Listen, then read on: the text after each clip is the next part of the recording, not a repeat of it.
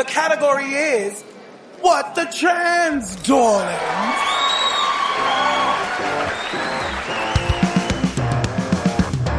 Hey, welcome to What the Trans! It's just me right now because we have been doing some internal restructuring. We have brought on a new producer who we have been working very hard with to try and shore up some of the organisational holes that we've had. And I'm sure any of you who have been listening for a long time have seen how our release schedule could change and veer. So we brought on a producer who is amazing. You're going to meet them on the next new episode that's going to be coming out next Tuesday. And we're going to be releasing all episodes going forward on Tuesday mornings. We are going to be setting them off on Monday night to release at 5 a.m. because apparently, according to our new producer, who is very knowledgeable on this kind of thing, that is the best time to maximise audience expansion. So as you heard on the last episode that was released on Friday last week, we put together a package then of interviews that we did last year where we talked to a bunch of awesome cis allies, and we figured to start things off on our new Tuesday schedule, we would include a whole bunch more. So in this episode, you will hear us talk to Neville Southall, Wales' most capped footballer and former Everton legend. We also talk to Susie Green, who is an amazing woman who, when her daughter came out as trans, she dived right into the scene and ended up being the CEO of Mermaids, that charity that the press won't leave the fuck alone. She's an awesome person, and it was a great chat with her. And also, I got to talk to Adam Conover, famous from College Humor, Adam Ruins Everything, and now the host of the American version of The Crystal Maze, which is just wild, and I honestly can't think of a better person in the States to have that job, because he's funny as hell, and also very kind and very nice, a genuinely nice guy. So yeah, enjoy these interviews from our past. I'll be back at the end to do the usual things, and then, starting next Tuesday, new episodes with new content. But until then, sit back, relax, and enjoy these interviews from a previous version of ourselves with less posh, swanky equipment that we do now. Enjoy! It turns out that we've been supported from the most unexpected quarters. And so, I'll give you an example. A few years ago, I was very much on the train of, God, I hate football. What a load of homophobic nonsense. I hate it. Keep it away from me. What does it do for anything? It just gets people beaten up and, city centres smashed in whenever the team loses, blah, blah, blah. Whereas a few years further on, and here I am saying, literally, I will follow Neville Southall into battle. And so that's who we're talking to next. Neville Southall. Neville Southall, thank you very much for joining us. How are you doing? I'm very well, thank you. So, you've been a huge supporter of a variety of causes like mental health issues, addiction issues, LGBT issues. When did that start for you? What was it that made you take notice of these issues? Well, we had the lad I work in a school in Ebervale, in Wales, in the Welsh Valleys. And we all knew the lad was going to come out at some stage as gay. He was fighting against it. He was really homophobic, to the extent that he got a few warnings and close to an exclusion at times. And it was the fact that I wasn't sure what to say to him. I obviously must have known somebody who was gay somewhere, but never had a conversation with him. I never knowingly know that they were gay. And I looked at him and I thought, if he ever came to me for advice or anything, what would I say to him? And to be fair, I didn't have a clue. So I just went on Twitter, asked a few good people, I got lots of good information, and it's really snowballed from there, really. Because you're most known to trans people and our listeners for your Twitter takeovers, where you give your Twitter account to various people from charities and other stuff like that. When did you start doing that? Well, it's around about the same time, really, because from me not knowing, I then got to understand that if I can't be the only one. So if I'm not the only one, how can we make sure that the message is getting out there? When I spoke to a few people, I said, well, it's no good you explain it to me, then I have got to explain to somebody else. Is it easier for you to take over my Twitter and explain it in one go? And it worked quite well, so, obviously we've kept it going like that, really.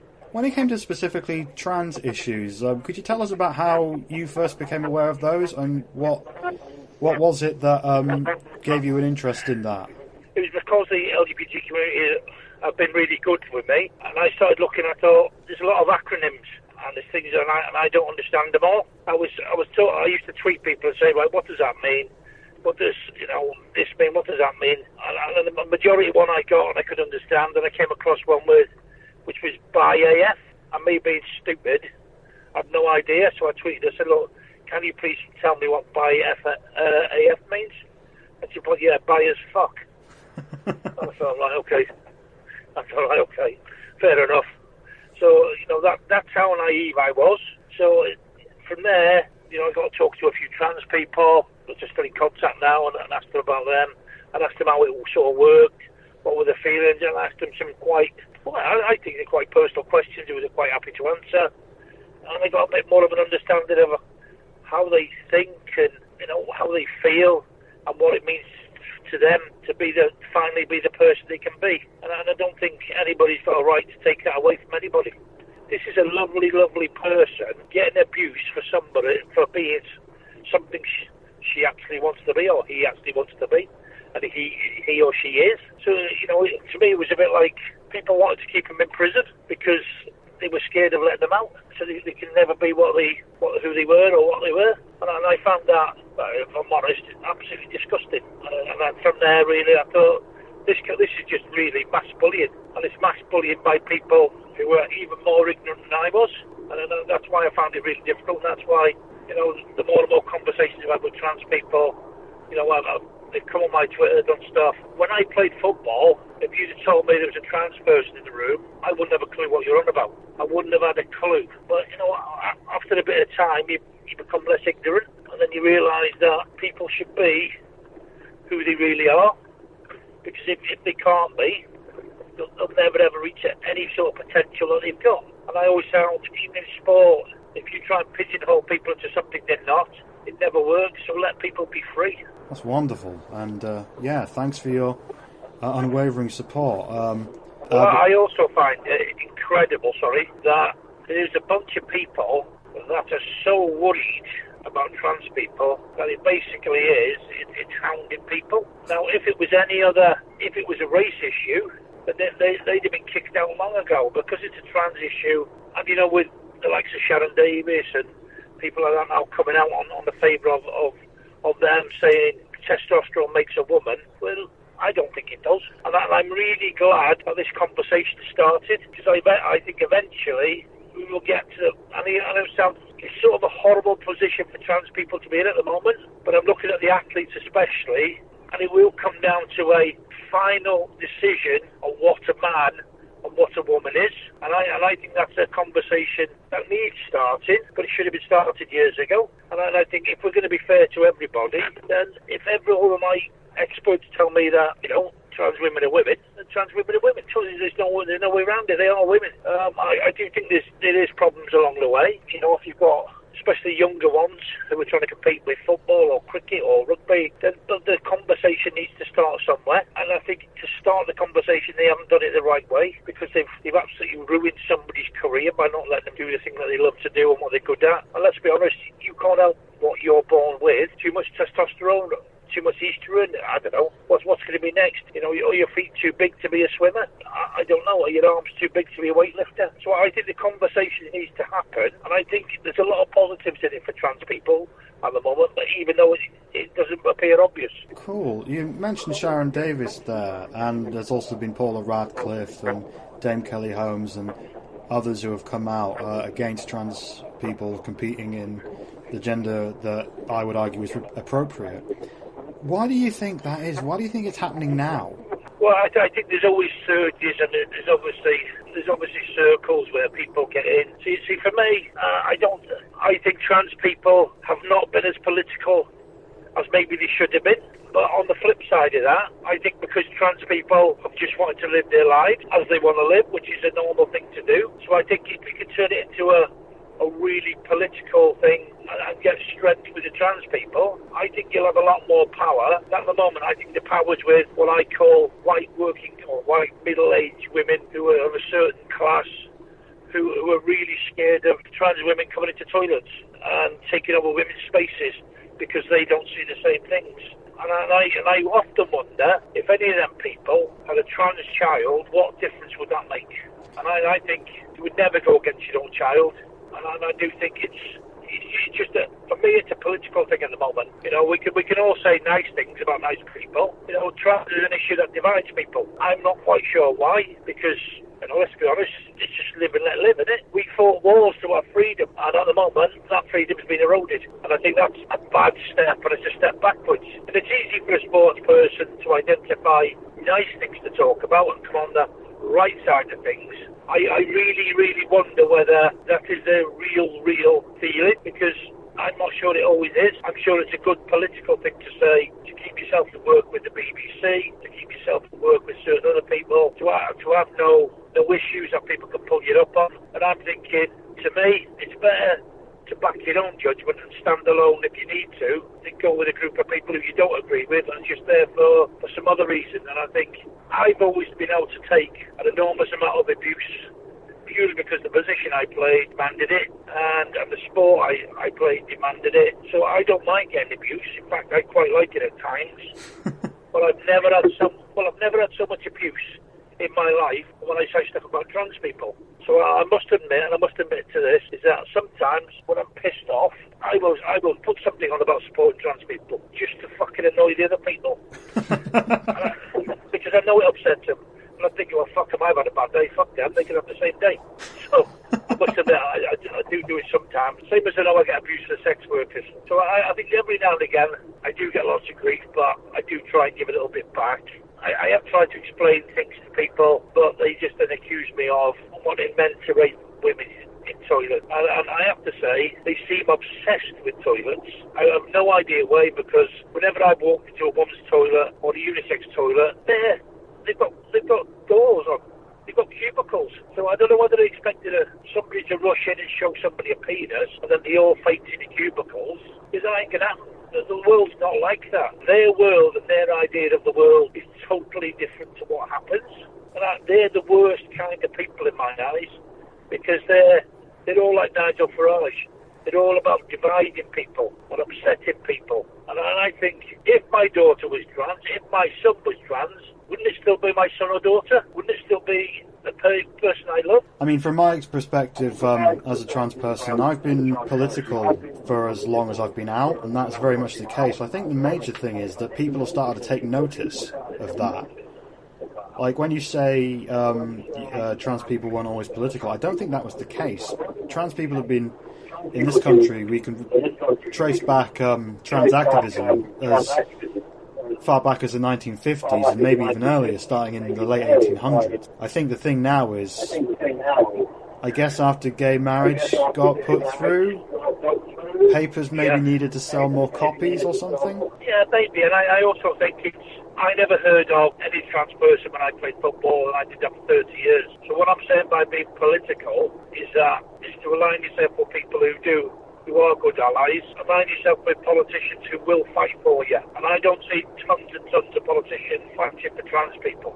There may be a few, and it's always the Sharon Davises and the Paula Radcliffes.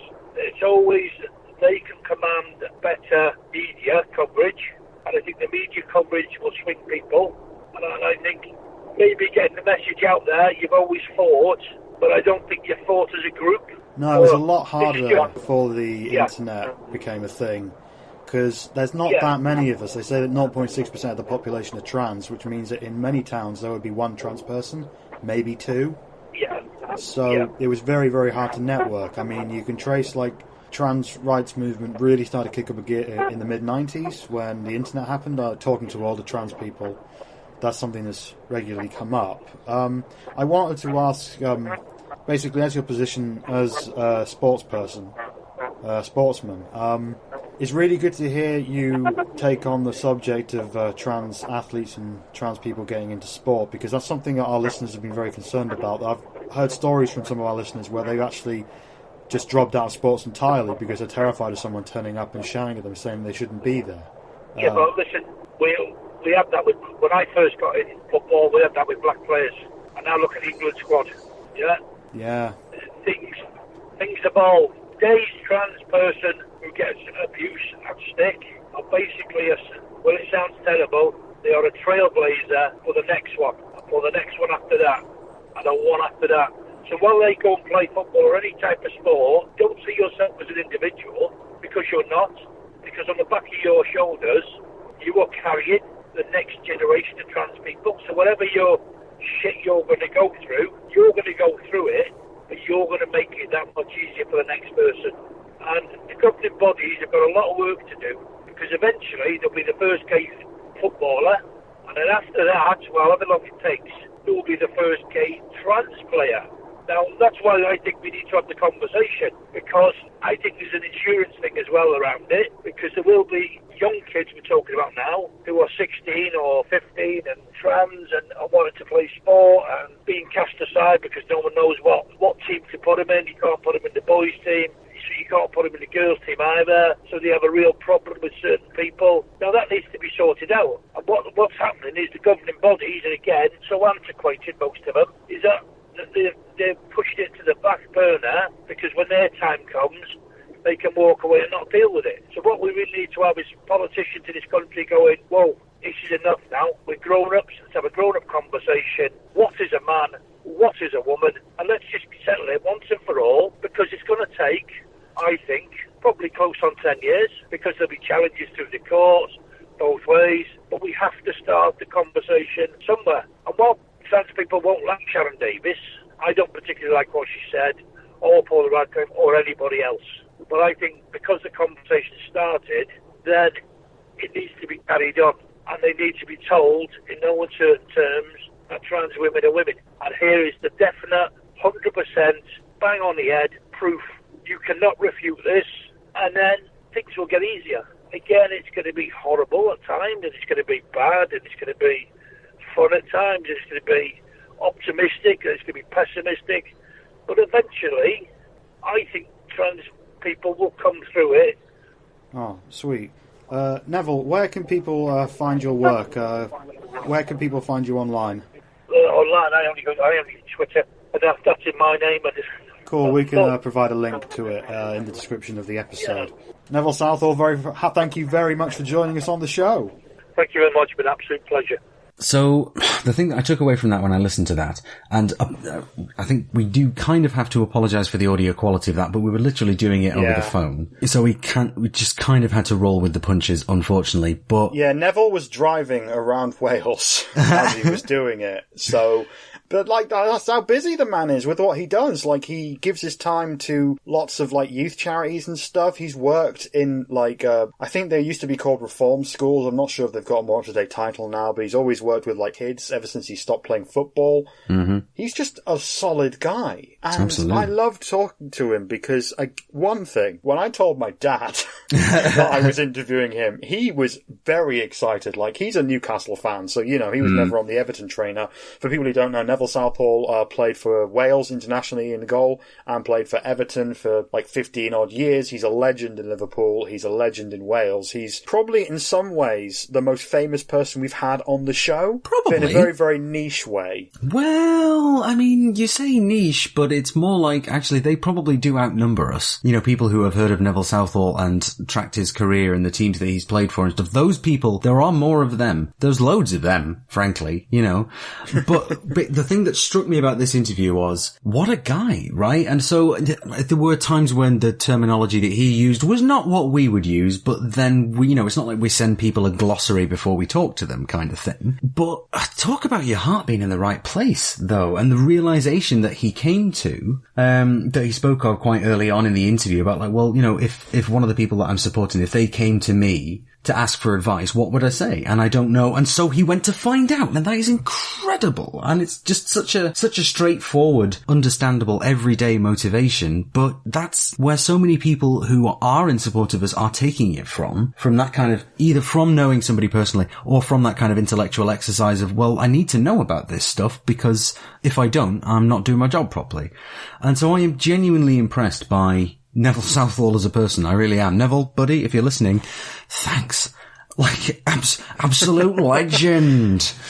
And I say that as someone who is very nearly an honorary Manc. So, it's high praise indeed. But yeah, you can check out and follow Neville Southall on his Twitter, at Neville Southall. He constantly gives his Twitter up to needy causes. Recently, friend of the show, Linda Riley, did a takeover of the Twitter account and tweeted all about a whole bunch of queer women issues. He's done diversity role models as well, who of course work in schools to just sort of go in and talk about, and it's not even just LGBT issues, although that is a certain amount of it, but they will go into schools and inform and educate, and they did a Twitter takeover. He's also done that with, I forget which, but it was a sex work collective who argue for decriminalisation, and so he's, obtained this massive platform for himself and is then handing it to other marginalised group, and that's fantastic. Yeah. Good on you, Neville. Check him out on Twitter and send him some love because, he deserves it. He is a proper ally in so many ways. So thank you for talking to me, Neville. It was an absolute pleasure and a very surreal experience as someone who followed football for 1 year, 96-97. I'm pretty sure Newcastle put a whole bunch of goals past him.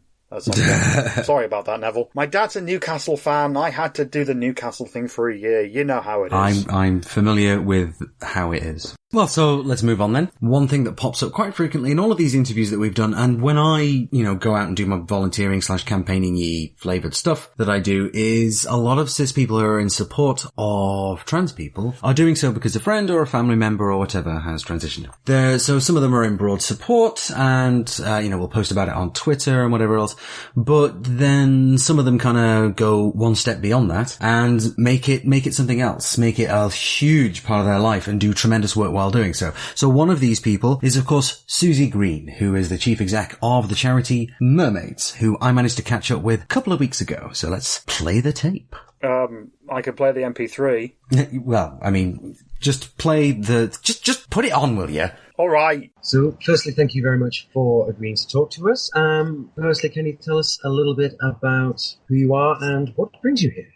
So my name is Susie Green and I run a charity called Mermaids, which is a charity that supports transgender children and young people and their families. And I suppose the reason that I am here today is to talk a little bit about the sort of things that we do in terms of our service delivery and why we do it, and also to talk about the sort of obsession there seems to be in the press at the moment regarding trans kids and young people and trans women particularly, I would say. There are a lot of things that Mermaids does, isn't there? Yeah, there is a lot of things that Mermaids does. So we provide a helpline from 9 a.m. till 9 p.m, 5 days a week, Monday to Friday. We also provide an online email service that we try to answer within 24 hours, except for over weekends. And those are really an information source and signposting to other organisations that might be useful for people, for parents of trans children, parents and carers of trans children, and also for young people themselves. We've also got online groups, one which is for parents and carers and one which is for young people. Parents and carers has got about 1,500 parents on it. For young people, it's just under 600 young people on that group. And it's a peer support forum, and it's for those people to connect with other people who are going through the same issues that they're going through, to talk around their common experiences. And it's about reducing isolation and loneliness and making people understand that they're not on their own with this and that they are actually part of a much wider community. We deliver weekend residentials 4 times a year across the country, and we're looking at doubling that because we've got a little bit of extra cash, funnily enough. And yes. Yes. That could have happened. Maybe that will come up later. Maybe that will come up later. And then we also have local groups. We've got 9 local groups across the UK. And obviously Mermaids has been in the press an awful lot recently. So from a personal perspective, can you tell us a bit about how that all got started for you? I suppose we noticed it was really about 2.5 years, October 2017, the Times took an interest in us and sent us an email and then did a massive hit piece on us. Before that, we'd had Transgender Trend had written some pieces about us, Fourth Wave Now. They're both very, very gender critical sites, and they'd written pieces about us on their website, and people had notified me, and I just was like, I just want to ignore those because, I don't really want to read about how I'm a paedophile and a child abuser, and it's not true. But what we then had was the Times went after us in October 2017, and they wrote a huge piece that said that we were promoting online drugs to children and young people, and that we had been picked up by a judge and told that we weren't to have any, we were given a court order that we weren't allowed to have contact with a child. And we did go to the press complaints and got them to retract some of that information because it wasn't true. But I think that's the first really major hit that we took.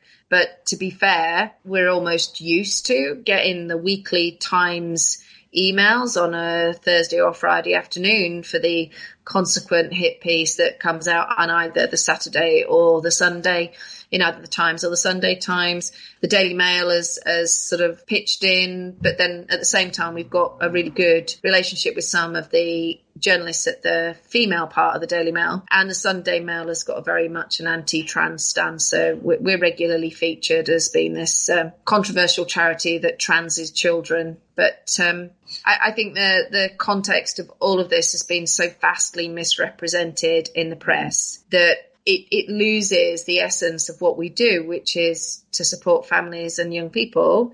And we give them their options, but we are not involved in any part of any medical treatment or pathway. That's not our place. We will tell people what to expect, and we will tell people, you know, the ways to get into the system. So, for example, we can refer to the Tavistock, which is the gender identity service for kids and young people. But once they do that, that is their relationship with their clinicians. It's nothing to do with us. And we don't bully schools into accepting trans pupils. What we really want is schools to be mindful of the fact that children can be trans. And if schools reach out to us for support with supporting a trans student, we're delighted, and we will do so with training, resources, and supporting the family as well. The question that always occurs to me is the people that are coming out with these hit pieces. I always wonder, do they actually really despise trans people to this extent? To the extent that they're becoming cartoonishly Victorian evil type villains, like going after a children's charity, right?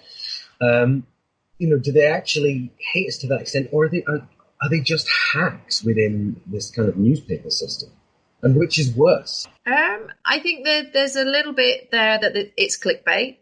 So it is generating interest. People are interested in this topic. People like to be outraged sometimes. So putting this as something that should be stopped, and what are we doing? And we're giving, literally, I've read something this evening that talked about young children being given hormone blockers and hormones. No, that doesn't happen.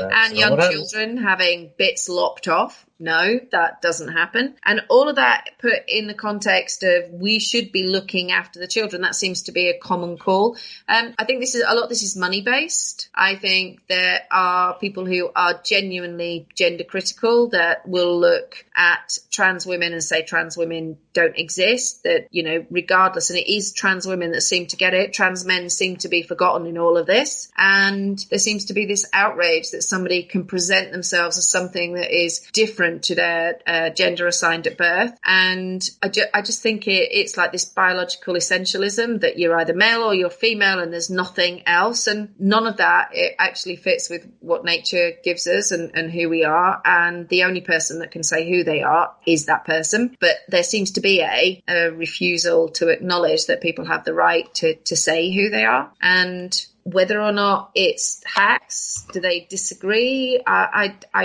don't know. What disturbs me about it is the people with the loudest voices are the people that don't have trans children, that don't have anything to do with anybody who is trans, that is being outraged for being outrage's sake, and actually has nothing to do with anybody that's going to make a difference to their lives, but they feel that it's appropriate for them to make noise about it. I think it's selling papers, and I think that the bottom line is that it's selling papers and is being seen as this debate, and I have a real problem with people debating anybody's existence. So what do you think then the main challenges are for trans youngsters and their families at the moment? I think it's actually the media, the constant narrative that undermines their right to be, that constantly questions who they are and their right to be themselves and their right to be able to say that this is who I am. I don't think there's any other condition or if you go in and you say, I've got a headache, somebody doesn't say, can you prove that to me? You go in and you say, I've got a headache, I've got a migraine, I'm feeling poorly. People don't say, excuse me, can you you just make that, can you give me proof? You don't have to do that. The only thing that I can see within any sort of medical foreground at the moment is that if you say I'm not really male or I'm not really female, and whether you say that you identify as male, female, or non-binary or genderqueer or whatever, there's this element of you have to prove it. Well, everything else, everybody is trusted to be able to say who they are, and why is it different for trans people? Why is there this element of disbelief about who you are? And I think it's really insulting. I'd be a little remiss if I didn't at least mention the recent money-raising extravaganza that was the H-Bomber Guy live stream on Donkey Kong. So that, we've spoken about that on the pod before. I've just got to get your opinion on this, just because genuinely curious. What was that like for you as, over that weekend? Well, I mean, you've got to put it in context with literally just before Christmas, the day before the Mermaids Christmas party, we got the notification from the lottery that they were reviewing our grant following the pile-on from Mumsnet that was instigated by Graham Linehan. We got the notification that this was going to be reviewed. We had a sort of like a miserable Christmas where everybody was feeling very much like it was casting doubt upon us as an organisation. We were confident that nothing would be identified in terms of wrongdoing, but I suppose what we were thinking was, does this mean that we're too controversial to fund just because of all of this outcry against us? Even if it's got no basis, does that make us too hot to fund? So we were concerned.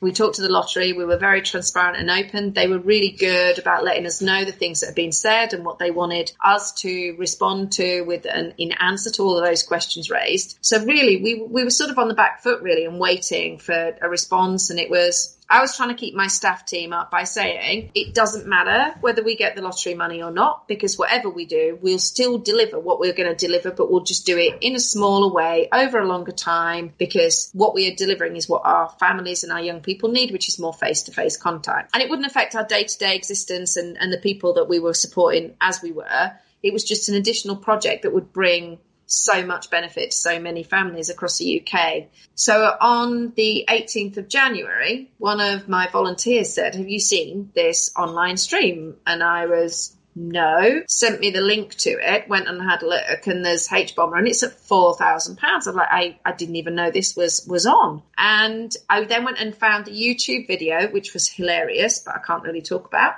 and then started following. So by the evening, it was about 27 grand, and we made contact with the team that was supporting Harris, H-Bomber Guy, and we started having like general chats. I don't think I slept the entire weekend. We started posting it out to all of our families and young people and going, you need to look at this, because what this is thousands of people coming on and saying trans rights are human rights. Let's support trans kids. Let's support mermaids. So all of the negativity was suddenly being swept away by this massive wave of positivity and love. And so all of our families were watching, and their kids were watching, and young people were watching, and we were getting teenagers going, oh wow, this is so amazing. And they were seeing nothing but this massive outpouring of positivity. So just for that alone, I can't thank Harris enough for instigating what then turned into the most epic journey and the most magical thing I've ever been a part of, ever. So then we started to see people like Chelsea Manning jumping on board. And then we saw a tweet from Alexandria Ocasio-Cortez saying, if you're going to jump on anything and support anything, you do this. And we were like, oh my God. I went on a couple of times and spoke to Harris while he was doing the gaming. And then on came AOC. Chelsea Manning was on. I was speechless, and I just was glued to the screen watching this. And when it got to $77,000, I think Harris had a little bit of a breakdown, a bit of a cry, because he was so overwhelmed. And 360,000 odd US dollars later, he finally defeated Donkey Kong. And I think somebody needs to make a movie. It was epic. Yeah, it had that kind of quality to it, didn't it? And so Michelle was kind of in the stream, so she kind of kept at the same time as Harris. So she was kind of awake when he was awake, sort of thing, and was cheerleading him at the end. So I've just kind of heard this story from so many different angles. But Michelle and I, we enjoy our video games, and I wasn't sure if that was the case with you. And so I wanted to hear your take on it for that reason, if nothing else. So the most incredible thing I've ever been a part of, ever. And I think, as I say, the thing for me was the massive, positive, wonderful vibe. Even like the online stream where people were just putting up like trans hearts with, trans rights or human rights. Our kids were watching that, and they've been attacked so many times and been made to feel like they're not real. And then suddenly having these literally, I think it was 600,000 odd people over the course of that 57 and a bit hours that went on and said, you're valid, you're real, and we love you and we support you.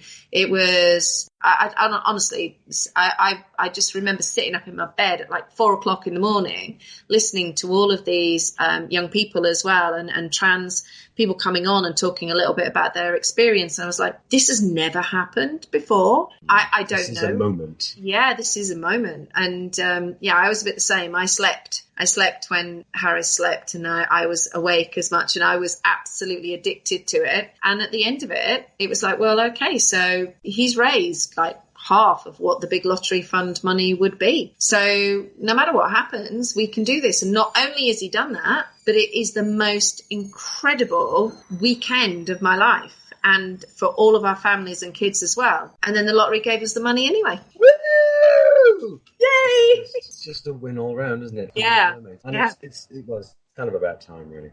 Well, lovely speaking to you. We're going to have to leave it there, I think. Thank you once again for speaking to us. And all the best. I'm sure we'll speak soon. Cheers. So she's been on a hell of a journey. Hasn't she?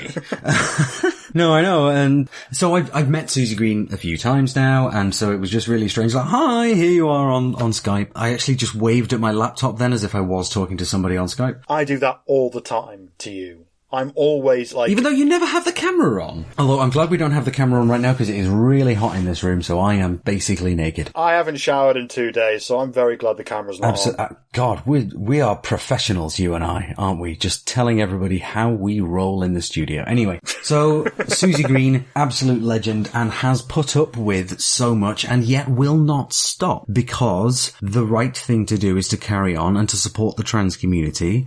And yeah, I am consistently amazed by her integrity and her drive, and well, she's pretty smart as well. Genuinely, it's like, yeah, you're a canny operator, aren't you? Love it. So yeah, I'm glad we've got her. But the thing is, when I'm talking to my cis mates about like trans stuff, and occasionally this subject of like how a parent will react to somebody their child coming out as trans comes up, and they're like, well, I can understand why some parents come out very negatively about the whole thing. And I'm just think of Susie Green, who in her personal life had a child who came out, and not only did she react incredibly well in her personal life, but then she went to work for Mermaids and ended up running the thing, and is now sort of the figurehead for this mission for making lives better for trans kids and their parents.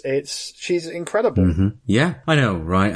But genuinely, like, as a trans person, and I'm getting inspired by someone like Susie Green, which honestly is kind of against my principles in a couple of ways, but like, she's just tireless and pretty fearless as well, and has put up with so much just to do the work that she does. But we could use all the superlatives in the book about Susie Green, but I do think we should move on to our final sexy interview for this particular episode, and this one's a bit special, isn't it? Well, it is, in that all of our American listeners, which I am still astonished that we have. So, hello to people our fans in the States. Love you all. Hi, very guys. Happy to have you here. Yeah. Didn't expect you to be here, but you're here and we love you. They will know who this man is. The next person that we talked to was Adam Conover, formerly of College Humor, currently the presenter of a TV show in America called Adam Ruins Everything, which is very good. I'm a huge fan of this man. I think I might be one of the few people in the UK who knows who he is. So I'll let him explain who he is. Hello, Adam Conover. Thanks for joining us today. Hello. Thank you so much for having me. So a fair amount of our listeners are British and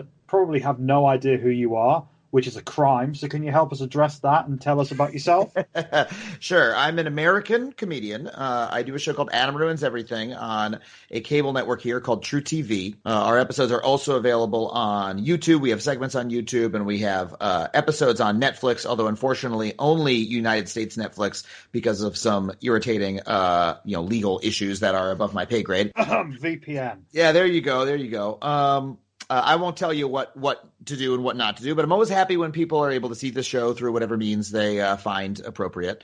And the show is a informational comedy show where I sort of dispel common misconceptions, reveal awful truths, and I do it in a very lush sketch comedy environment where I teleport around, I interrupt people after they say something that's incorrect, I summon historical figures, and we also have experts on the show, real experts who come on and help us tell our stories. That's it in a nutshell. So how do you and your researchers on the show go about tackling an issue? First of all, we have a wonderful writing and research team, folks from all walks of life, and we have a very open pitch process. Anybody who works on the show can pitch and sort of see what stories we have the strongest reaction to in the room, which ones make us say, holy shit, I had no idea, that's incredible, that dispelled what I thought was true. Whatever, those are the topics that we run with, and when we do that, after we greenlight one, we try to really put it through its paces and really, test and make sure our angle is the clearest and strongest one possible. Cool. So when did you first become aware of transgender issues? It's an interesting question. It's been relatively recent. I think I had a sort of a general, very vague knowledge that transgender was something that one could be, or that transitioning was something that one could do. I first had a friend who transitioned in about 5 years ago. And that's when my awareness became more clear. And I started to understand the issue better. And I started to think about it more seriously rather than in sort of an abstract way, where that's something that, people who are far off away, who I don't know, go through. It became something that was clearer to me. And that's unfortunate, but that's also how humans work in many ways. Until something sort of impinges on our experience, we tend to neglect it to some extent. So since then, it's been a gradual process of learning and, my awareness being heightened. What is your favorite thing that everyone gets wrong about trans issues? It's a very look, again, I'm not an expert on the subject, and we haven't, done trans issues on the show, so there isn't a particular misconception that I find myself incredibly well versed in. But I think the thing that a lot of people miss is that folks who have a more narrow perspective seem to think that trans people are demanding a lot, or, that they want everything to change in the world, and that they're oppressive force in some way. And my experience is that the trans folks in my life seem to it's a matter of fundamental respect, all the issues that are being fought for, bathroom access and things like that being the classic one, right? That it's not like this is not a huge ask, right? The ask is, we would like to use the bathroom. Right? I want to go to the bathroom, please. is the entire thing. So it ends up being like, it's this thing that on the surface to people, they take it as being radical and being a massive change to society.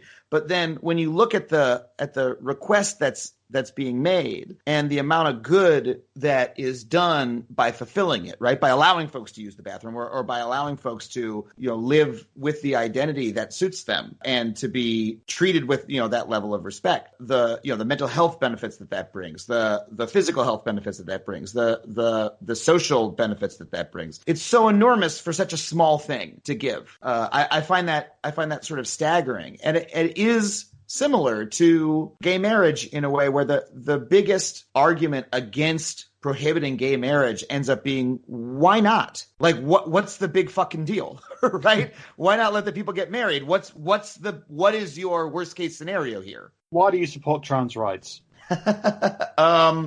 Let's see. What's the best way to answer this? Fundamental humanity towards my fellow beings. I mean, that's an acceptable answer. It's always been my feeling that when someone comes to you in good faith and says, I'm in pain, I'm at risk, my perspective is not being understood, here's what life is like for me, and please listen because I need your help. That's something that I take seriously in all cases, whether in matters of identity, but also in matters of anything. Anything at all. Why do we listen to, children who are fighting for changes to climate change, right? To protect their futures from climate change? Why do we listen to, folks in other countries who say, hey, it was bad when we were colonized? You know what I mean? Why do we listen to anybody? Why do we support? I mean, I support the rights of all humans, and trans rights are a subsection of those rights. It's not a special right. It's the rights that we all have to be treated with respect and to be supported by each other. Good answer. I'm glad. You came on the H-Bomber Guy Donkey Kong stream back in January. I love that you're saying H Bomber Guy. I'm going to start saying it that way. Is that how he says it? Well, he just calls himself Harris, but I don't know. Okay. I just wanted it to. I gave him his full title just so people listening knew exactly what we were talking about. That's just the wonderful UK pronunciation. H Bomber Guy, and then of course the sequel H Bomber Guy Z. Yeah, I myself was actually on that way before all of the famous people went on, which was very strange. It was like I was the opening act to AOC and you and the Doom guy, and God, that was a great 3 days. I watched pretty much all of it. But anyway, how did that happen? How did you get on the stream? I think someone just tweeted at me and said, hey, would you go on this stream? And I said yes. and I joined in, and it was very fun to be on it. I was just a tiny piece of it. It was really wonderful to receive such a warm welcome, and it was wonderful to go and support it in the smallest possible way. I mean, I donated as well, of course. Well, your appearance brought in a lot of Americans into it. Donations obviously kept rising almost entirely on your back for at least 5 or 10 minutes you were on there. So, good on you. No, I'm serious. Well, when I was on it, it was very much a very small UK thing. I didn't bring anyone with me onto the stream. It was just me moaning about the welfare system in the UK. And then you and AOC and all of the other people came on, and it exploded. So thanks for lending your celebrity to the cause. That was really fucking cool.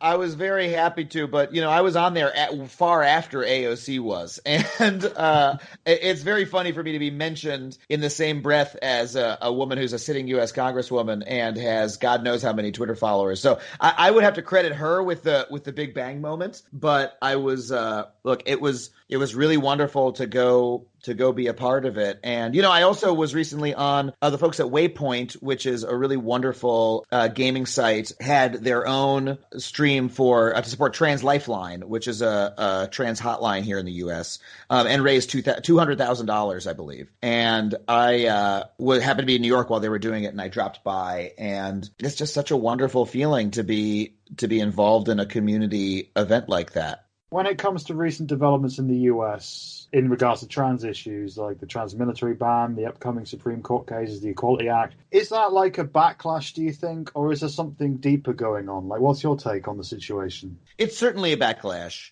I very much hope that's all that it is. Obviously, there are people in the United States who have a bigoted view of these topics. I don't use that word lightly. I do think that's what it is. And those people have been empowered in the last year or two, and that's unfortunate. At the same time, I hope that what it is a backlash. I mean, I have a new podcast coming out on Earwolf on May 29th, which is me interviewing experts, interesting people. We got some Pulitzer Prize winners on the show. I talked to a woman named Christy Coleman, who's the CEO of the American Civil War Museum. She's a historian, and she talked about how America has always had these periods of every time rights are expanded, and we have had many, many times where rights have expanded, there's always a snapback. There's always a backlash to it. And what we hope is that backlash is shorter than the expansion. And that, if we're thinking of a rubber band, every time the rubber band expands, it snaps back, but it's a little looser than it was before. It's a little bit easier to expand the next time. That's the hope. Now, it's not a foregone conclusion, because what I talked to her about on that episode is about how after the Civil War and the Reconstruction period,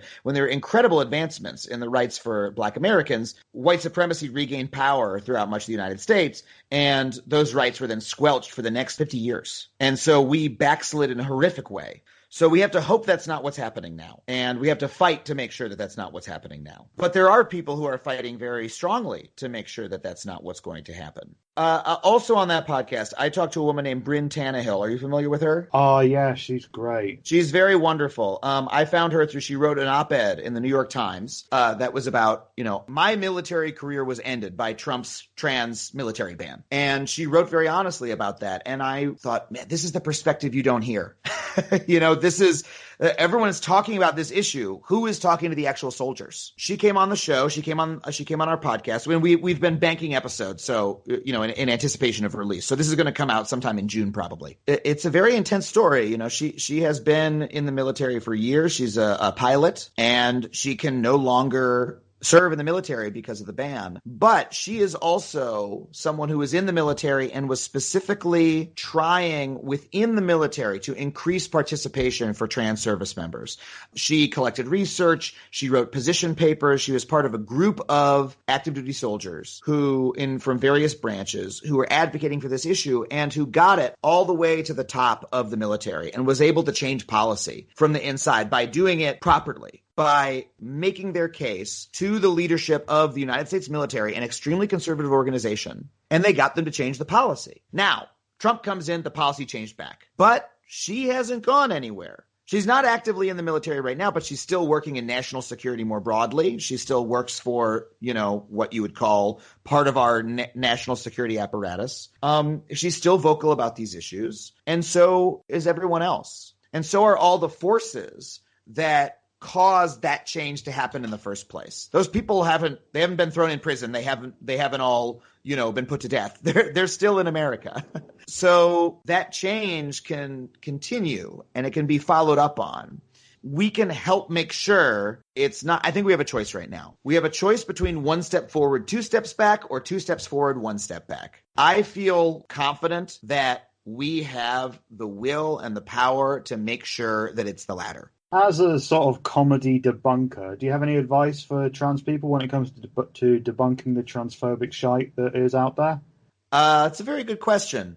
I find that keeping good humor is, for me, very key. I'm not going to say that anger can't play a part and that criticism can't play a part, but people like to have fun. What I mean? Keeping it really friendly and inviting. I'm a big fan of, Bryn Tannehill wrote a wonderful book called Everything You Ever Wanted to Know About Trans, But We're Afraid to Ask. What a wonderful title that is. I mean, it's based on Everything You Ever Want to Know About Sex, But We're Afraid to Ask. What a wonderful title, because it invites you in. It doesn't say you're a fucking idiot because you don't know this already. You know what I mean? Which is the worst version of what it could be. I think that's a really wonderful thing. I think it's really great what I try to do in my own work is I try to meet people where they're at. And I try to honor their emotional truth of how they feel about it and say, okay, you feel like this, let me speak to that. And let me give you the information. Doesn't always work. And I also never tell anyone that it's their responsibility to treat others in that way, right? It's no one's responsibility to educate everybody. But if you want to take that on, that's how I suggest. That's my suggestion for a tone to strike. Keep it light, keep it fun, and meet people where they're at. So are you going to have a transphobia segment on your show? As I said, well, first of all, we haven't been picked up for more episodes yet. We're waiting to hear. God damn it, True TV, get on that. Let me put it this way. I'm never going to stop doing what I do, whether it's at True TV or somewhere else. And our show is popular on True TV, so, we have our fingers crossed. But this is an issue I would very much like to cover. And as I said, I am, it's not my issue. It's not, I can't speak on it as well as some others can. I learn so much by watching Natalie Wynn's videos on her ContraPoints channel. And that's where I am getting information from, right? And so she's got a voice that I love and respect on this issue. And so I don't want to step in front of that voice, but it is something that I would like to use my platform to boost. So let me just put it this way. I'm thinking very hard about how to do that. Is that a good answer? Yeah, and get Natalie on the show if you do get picked up, because I would very much like to see her magically transported out of a pot plant or however you do it on the episode itself. That would be very, very cool. Now, we're thinking along the same lines. I'll tell you that much. That would be thrilling to me, and I hope that I'm in a position where I could make her a serious offer in that regard, is what I'll say. If you could say anything to the trans community in the UK and in the US, what would you say? I'd like to say thanks. I'd like to say thank you. I mean that very sincerely, because I have learned so much over the last 5 years that that's how long I would date my own engagement with this issue. I've learned so much by watching and listening to trans voices. And I know that that's hard. I know it's a hard thing sometimes for those voices to speak up. I know that there's more adversity in that speaking than I face when I speak. And I'm very grateful to trans folks for using those voices, bringing their perspective to me in a way that's expanded my understanding of the world, my understanding of what it means to be human, of all the different wonderful, beautiful ways that humans can exist that I didn't have access to before. It's been a really wonderful experience learning as much as I have. And the more I do, the more I feel, I don't know, moved by and connected to it. So, I hope that's a fair answer. Adam, it's been a pleasure talking to you. Where can people find you and your work? Well, we've got the clips on YouTube for folks in the UK. You can use your own means to get the whole episodes if you want. I hope one day we get a licensing deal in the UK, but again, that's over my head.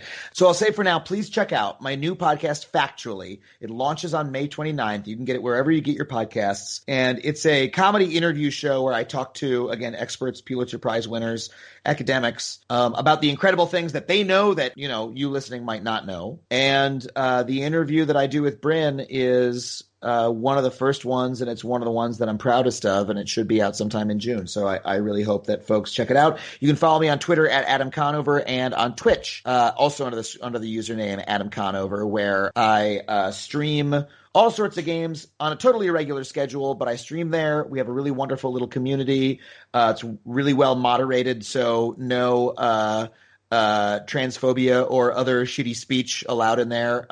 Just a nice chill time. And so folks can come check that out as well. Wonderful. And we will provide links to all of that stuff and all the other stuff that we've talked about in the description as per usual. Adam, thank you so much for joining us. This has been a real treat for me as a bit of a fan. I really appreciate that, Michelle. Thank you so much for having me on. It was really wonderful getting to come here and talk to you. So, this is one of those things where I got to talk to someone I massively respect and have been following his work for close to 10 years now, at the various places he's worked over that time. And I could excitedly say to people, oh, I got to meet Adam Conover, and it was so great, he was so nice, and people are like, who? But this is a guy, he's been on the Steve Colbert Show, he's been all over the place, you know? He is a thing in America. People know who he is. When you said, oh, Adam Conover, I was like, hang on, another one. Oh my god, Adam ruins everything! That's amazing! Yeah, so... Yeah, it was so bizarre editing it, just being like, oh, okay, I'm editing Adam Conover stuff. Oh, wait, now I'm in it. Yeah. What? What am I doing there? You've just taken two huge parts of your digital media life and smashed them together. Yeah, and he was one of the people I sort of put on my list when we first started putting this together. It was sort of one of the dream ones I never expected to get, but I just messaged him on Twitter and he was totally up for it. He's a really nice guy. Which is precisely what happened with Ollie Thorne, so... Yeah, but he's very humble. He kept saying over and over again that he is not an expert on the subject, and I guess in one way that is true because he is cis, but he's actually, by the sounds of it, read more books about being trans than I have. Yeah, he was... that's the thing. He doesn't see himself as an expert, but then he's read Bryn Tannehill's book, he's read a whole bunch of stuff, he's probably watched more ContraPoints videos than I have. And the lovely thing he said at the end, thanking the trans community for, educating him on this stuff so patiently, that brought a tear to my eye when he started doing that, I'm not going to lie. Yeah, you kind of want, when people talk about allies, they're so often critical, and usually the refrain is allies are just there to demand to be given cookies for doing the most basic stuff. But actually the good ones, the ones that kind of recognize the power dynamic and the imbalance that they are helping to correct, do kind of recognize, look, this stuff wouldn't be possible without the community community I'm speaking up for. And so kind of thanks for letting me do that is something that a few people have said, including, so Ollie and Adam have been, among them. And it's just, it's good. And as a motivation, I don't want to sort of pick it apart too much, because as a motivation, it's just doing the right thing. So I could gush all about Adam for hours, but I'm just going to say, follow him on Twitter at Adam Conover. Check him out on Twitch. I'm pretty sure I had to cut out that bit for time, but I wanted to make it very clear that he does a wonderful Twitch thing. He said he's got a wonderful community there. You go into the chats, there'll be no transphobia there. He bans people, kicks them out immediately. They've got some good moderators in there. Watching Adam Conover play video games is a delightful thing. I would thoroughly recommend it. I've done it a couple of times, but I never actually had the courage to try and message him directly on Twitch. Well, now you can, you see, because you know each other. You've worked together in Media Land. Yeah, I can probably say he is a friend of the show, I guess. Like, when he started following us on Twitter, I genuinely shrieked. Yes, like, what? Fantastic. So that's a lot of people that we've spoken to about their support for trans people while not being trans themselves. I think the real allies were the friends we made along the way. No,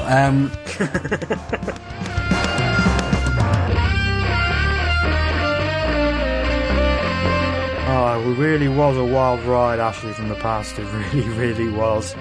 I gotta say, at first it felt like a bit of a cop-out, us putting together a bunch of old stuff to put out to sort of cover our asses whilst we do the restructuring and taking on actual staff for this thing that me and Ashley started just literally whilst lying in bed one day. And to listen back to some of these things, honestly, it was really nice, mostly for me, to remember sort of how far we've come since then, but also to see what we achieved in our first year of existing as a podcast. So I want to thank everyone who helped make that happen, which was, you, person listening. Like, we started with this with no money, no real plan, and it's sort of become a thing. So much fun. So thanks for listening and making this into a thing. I just like to get through all the usual stuff that people do at the end of podcasts, where I'd like to direct you to our social media. That thing you do every day that ruins your day. Come follow us on the Twitter at WhatTheTrans, on Facebook /WhatTheTrans, on Instagram, which our new producer is helping us actually use and upload things to, which is exciting. Instagram.com /WhatTheTrans, or just search for What the Trans on the app. I don't entirely know how that works yet, but I'm learning. There'll be cool stuff on there soon. Also, we have a website which is full of blogs and all the references and all the links you would ever want that were referred to in the show. So you go to whatthetrans.com and check that out. You'll see a picture of me and Ashley there. So, you know roughly what we look like. Also, if you like the show and want to give us a hand, there's a few things you can do. We have a Patreon. Obviously, if you're broke, which a lot of us are, don't worry about it. We are never going to gate off content. Ever. You can also give us a review on the old iTunes or Apple Podcasts or whatever the hell you're using. Because I was told by the producer that helps us go up in the rankings of the algorithms and all sorts of things. And we don't really make any profit cash from this endeavour, but seeing a few more people listening is really good for the ego. So, help us out there. Help our egos grow. I would also like to thank all the people that have donated to our Patreon. Thank you all very, very much. Like I said last time, all the money goes towards hosting the website, hosting the podcast itself, and also for paying for Zoom Pro, which means that we can do some awesome voice video chats on our Discord server, which of course the link will be in description. Join that if you are a trans, non-binary or intersex person who needs some companionship. But yeah, your money has basically meant that we can keep in touch with people. So I would like to thank all of these people for making that happen. Thank you, Alexandra Lilly, Anthony Pena, April Heller, Becky Scott Fairley, Bernard Pink Jellybean, Cassius Adair, Chocolate Eclair, Chris Hubley, Derek Victor, Elliot McVeigh, Emma Doyle, Ian Cumber, Karakan12, God, I love saying that, Catherine, Laker, Lauren O'Neans, Lanos, Maddie Bell, Matt Reynolds, Melissa Brooks, Mike Dickinson, Mina, Molly, Sarah Aquatics, and Sophie Lewis. Thank you all so much for your money that has made awesome things happen. you'll hear from us again next week with all new content and stuff. Thank you. Goodbye.